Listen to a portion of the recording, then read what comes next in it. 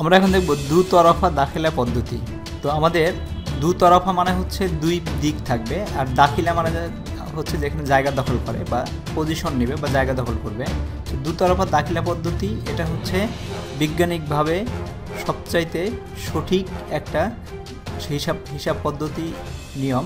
তো সমগ্র বিশ্বব্যাপী ব্যবসা প্রতিষ্ঠানসমূহে হিসাব সংরক্ষণের জন্য নির্ভরযোগ্য, বিজ্ঞানসম্মত এবং পূর্ণাঙ্গ পদ্ধতি হিসাবে দুতরফা দাখিলা পদ্ধতি প্রতিষ্ঠিত এবং পরিচিত।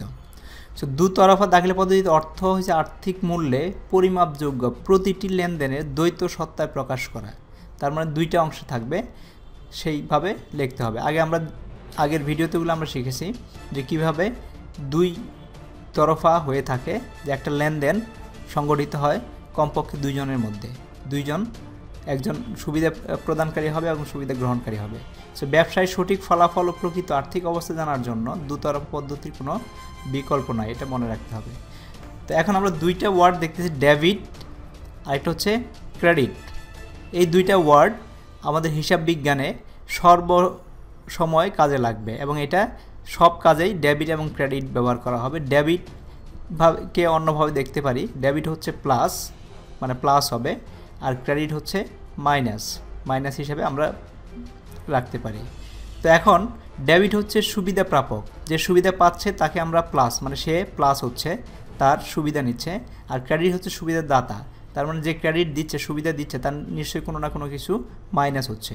তো ডেবিট এবং ক্রেডিট শব্দ দুইটার সাথে যুক্ত হচ্ছে, ডেবিট হচ্ছে প্লাস, ক্রেডিট হচ্ছে মাইনাস। তো আমাদের এর আগে শিখেছি ডেবিট কোনো জায়গায়, যেমন অ্যাসেটে যদি ডেবিট করি তার মানে অ্যাসেট বাড়ে, আর অ্যাসেটে যদি ক্রেডিট করি তাহলে অ্যাসেট কমবে। আবার ক্রেডিট যেগুলো ছিল, যেমন লায়াবিলিটি ছিল, লায়াবিলিটি যদি ডেবিট করি তাহলে লায়াবিলিটি কমবে, কারণ লায়াবিলিটি এখনই সেটা মাইনাস হিসেবে আছে, এবং তার সাথে যদি প্লাস থাকে, কোনো কিছু প্লাস হয়, ডেবিট হয়, প্লাসে মাইনাসে মাইনাস, তার মানে এই দুইটা যোগ করে একটা মাইনাস ফল আসবে, বিয়োগ ফল তৈরি হবে। তো এই জন্য ক্রেডিট যদি কখনো ডেবিট হয়, ক্রেডিটের ঘরে যদি কখনো ডেবিট হয় তাহলে সেটা কমবে। তো এই দুইটা ওয়ার্ড আমাদের খুব ভালোভাবে মনে রাখতে হবে এবং ভালোভাবে মাথায় রাখতে হবে, কারণ সবগুলো অঙ্কই ডেবিট এবং ক্রেডিটের উপরে নির্ভরশীল। তো এখন আমরা দেখি দুতরফা দাখিলা পদ্ধতির ধারণা কিভাবে আসছিল।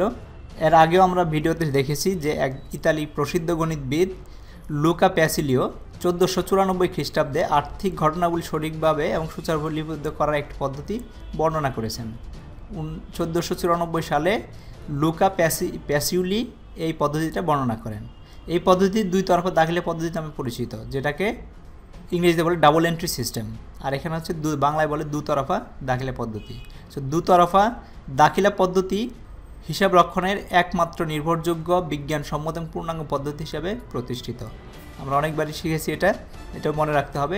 এই পদ্ধতিতে প্রতি লেনদেনের দ্বৈত সত্তার কথা উল্লেখ করা হয়েছে। দ্বৈত সত্তা মানে দুইজন থাকবে, দুইজনের অ্যাকাউন্ট থাকবে বা হিসাব থাকবে, সেই হিসাব অনুযায়ী এন্ট্রিগুলো হবে। সো প্রতিটি লেনদেনে দুই বা ততোধিক হিসাব খাত থাকে, সেই হিসাব খাতগুলো দ্বৈত সত্তায় লিপিবদ্ধ করা হয়। হিসাব খাত, বিভিন্ন হিসাব খাত থাকে, যেমন আমাদের হিসাব খাত রাখতে পারি আমাদের টাকা, নগদান, যেটাকে বলে নগদান।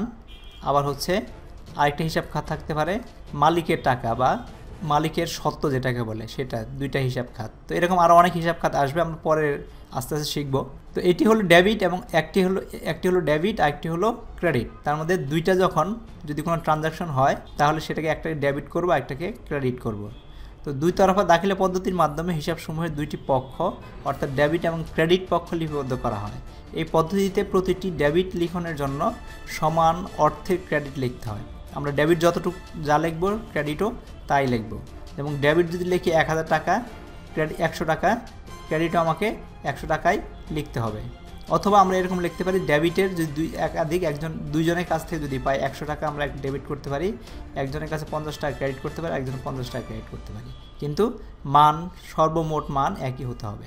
ফলে বছরের যে কোনো সময় হিসাবের মোট ডেবিট টাকার অঙ্কের মোট ক্রেডিট টাকার অঙ্ক সমান হবে। তার মানে ডেবিটের অংশ আর ক্রেডিটের অংশ সমান হবে সব সময়ই। তো সঠিকভাবে হিসাব প্রণয়নের জন্য যে ব্যবস্থায় লেনদেনসমূহের দ্বৈত সত্তা যথাযথভাবে লিপিবদ্ধ করা হয় তাকে দুতরফা দাখিলা পদ্ধতি বলে।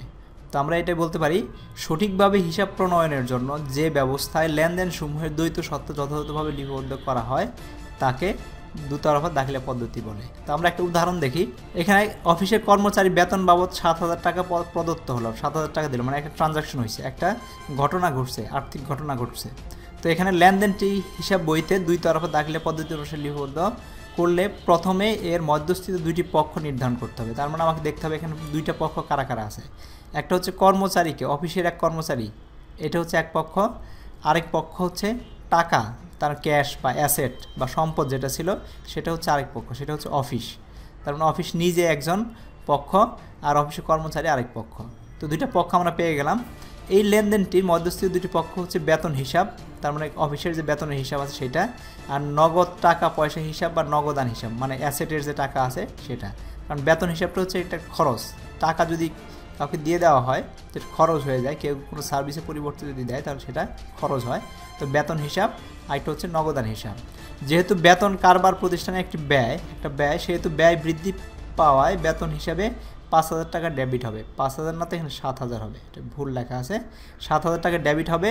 আবার যেহেতু বেতন প্রদানের ফলে নগদ টাকা কারবার হতে চলে গিয়েছে, সেহেতু নগদ টাকা হ্রাস পাওয়াতে নগদান হিসাব 7,000 টাকা ক্রেডিট হবে। কারণ আমরা দেখেছি আগে সম্পদ যদি থাকতো, ক্রেডিট মানে হচ্ছে সম্পদ যদি কমে যায় তাহলে সেটাকে ক্রেডিট করতে হবে। তার মানে সম্পদ চলে গেছে, তার জন্য ক্রেডিট করতে হবে 7,000 টাকা, আর মানে মাইনাস হবে। আর ডেবিট করতে হবে ব্যয়টাকেও ডেবিট করতে হবে, সেটা হচ্ছে প্লাস 7,000 টাকা ব্যয় হিসাবে গেছে। সুতরাং দেখা যাচ্ছে যে এই লেনদেনটির জন্য বেতন হিসাবে যে পরিমাণ ডেবিট হয়েছে, নগদান বইটি সমপরিমাণ ক্রেডিট হয়েছে। এটাই হচ্ছে দুতরফা দাখিলা পদ্ধতি। তো আমরা আরও দেখব, আস্তে আস্তে আমরা আরও বেশি বেশি শিখব। তো এটাই ছিল আমাদের বিভিন্ন পদ্ধতি, দুতরফা দাখিলা পদ্ধতি। কয়েকটা রুলস, নিয়ম আমাদের মেনে রাখতে হবে। যে লেখাটা লেখা আছে, যেমন অফিস কর্মচারীকে বেতন বাবদ 7,000 টাকা প্রদত্ত হলো, এটাকে তোমাকে চিন্তা করতে হবে এখানে দুইজন পার্সন কে আছে, দুইজন কারা কারা আছে, কোত্থেকে টাকাটা যাচ্ছে, কোত্থেকে টাকাটা আসতেছে, দেখলে তোমার দুইজন পেয়ে যাবা। তারপরে চিন্তা করতে হবে কার কাছে টাকা যাচ্ছে আর কে টাকা দিচ্ছে, কে সুবিধা গ্রহণ করতেছে, কে সুবিধা প্রদান করতেছে। সুবিধা প্রদান করতেছে কে? কোম্পানি, অফিস, সেটা হচ্ছে বেতন হিসাব থেকে সুবিধা দিচ্ছে। সুবিধা গ্রহণ করতেছে কে? মানে সুবিধা প্রদান করতেছে কোম্পানি, তার মানে তার নগদ টাকার থেকে যাচ্ছে, আর বেতন হিসাব সে সুবিধা গ্রহণ করতেছে এবং সেখানে এই জন্যে ডেবিট হবে। এই দুইটা পদ্ধতি মনে রাখতেই আমরা খুব সহজেই ডাবল এন্ট্রি সিস্টেম ট্রানজাকশন বা দুতরফা দাখিলা পদ্ধতি আমরা করে ফেলতে পারবো।